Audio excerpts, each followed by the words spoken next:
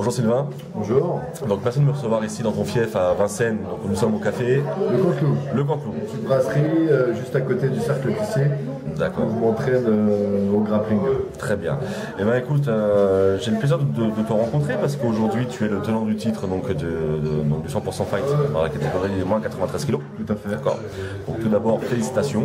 Merci. Maintenant, ce qu'on a pu remarquer, c'est que tu étais le moins connu donc des quatre prétendants.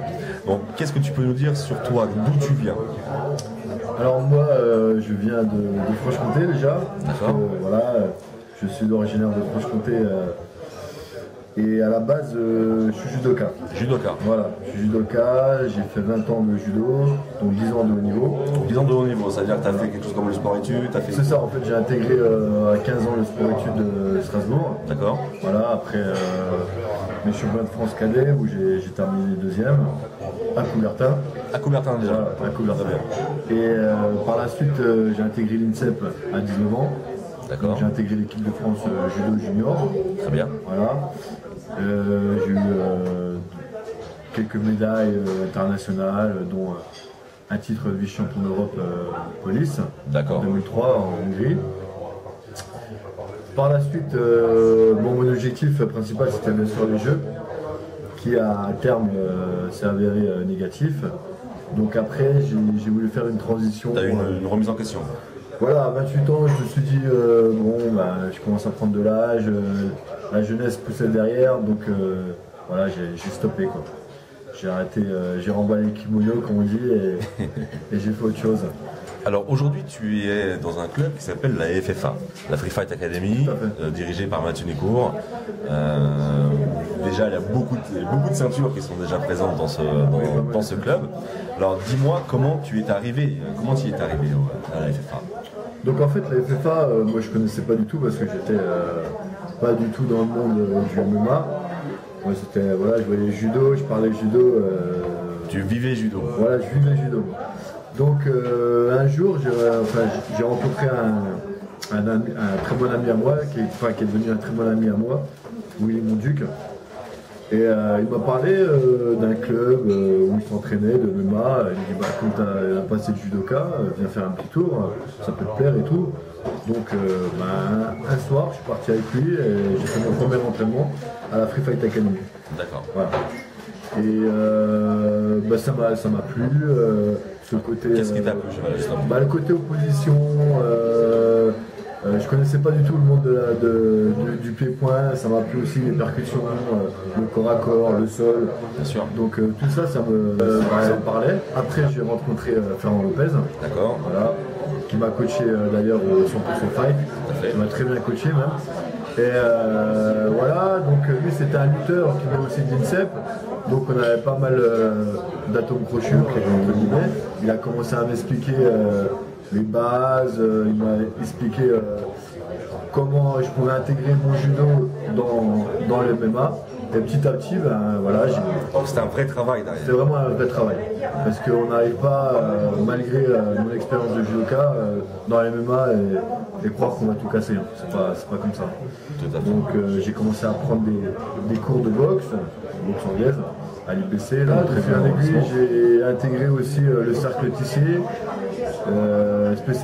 spécialisé dans le sol, jiu-jitsu brésilien et grappling. D'accord. Et voilà, c'était...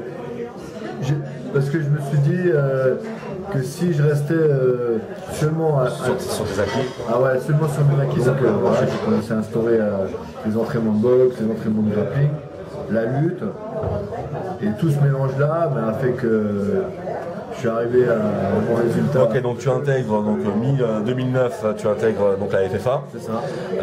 Donc dis-moi ton parcours au sein de ce club. Donc mi-2009, je commence à intégrer la FFA, je m'entraîne assez régulièrement. Donc Mathieu et Fernand me proposent... Mathieu Nicourt et Fernand Lopez. Mathieu Nicourt et Fernand Lopez, voilà, me recommandent de faire le championnat de France de pancrace. D'accord. Voilà, en classe C, hein, bien sûr.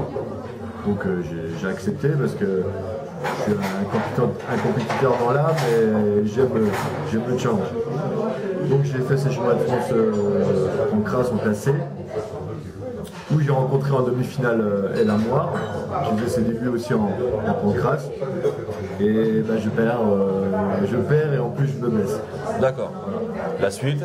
La suite, un an après, enfin, 2 ans après, parce que j'ai fait une grosse coupure, enfin, j'ai pas fait une grosse coupure en compétition, mais je me suis entraîné régulièrement et je voulais vraiment être prêt pour le Contender 11 qui s'est déroulé le fameux Contender. Le fameux Contender 11 qui s'est déroulé le 15 octobre 2011.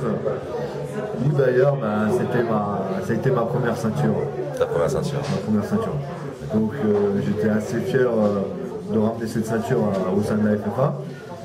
Et tout de suite dans la foulée, Hatch a proposé de faire ce fameux 100% fight. D'accord. Avec tous les détenteurs de la ceinture des Contender pour se rencontrer lors du tournoi du 100% Fight 11 qui s'est déroulé vendredi dernier.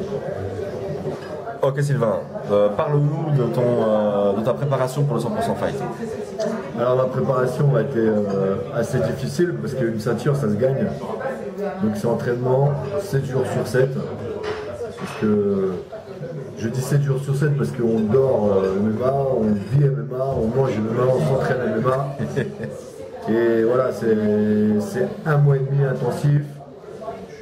Le matin, le soir, parce que bien sûr, on n'est pas professionnel, donc j'ai un métier à côté. Et voilà, on arrive le jour J, il faut être prêt. C'est pas les combattants qui combattent sur ce tournoi étaient prêts, donc fallait que je sois prêt aussi. Tu devais être prêt, surtout qu'en plus, comme on l'a dit tout à l'heure, tu étais censé être le... Voilà, en plus j'étais un peu le rookie de la carte, apparemment. Donc j'ai accentué... Ça t'a motivé en plus, c'était une motivation oui, ça m'a motivé en plus. parce que, pour tout te dire, que j'aime le challenge. Donc même si j'avais gagné une ceinture au Contender, j'étais l'outsider. Mais j'ai relevé le défi et ça a plutôt bien marché. Parle-nous de tes combats. Tes 2 combats. Mes 2 combats, oui, parce que le tournoi se faisait en 2 combats, si tout se passait bien, bien sûr. Donc gros premier tour, Bakary El Amoar, champion du Contender 10. Un gros striker, fort en pied-point. Donc ma stratégie, bien sûr, c'était de couper la distance pour venir en lutte et de partir au sol avec lui.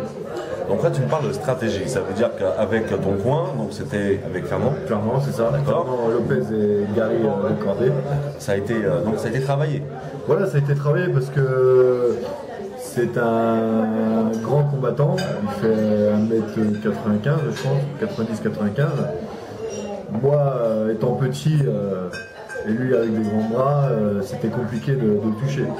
Donc ma stratégie c'était de tourner autour de lui, de venir chercher en lutte et de partir au sol avec lui.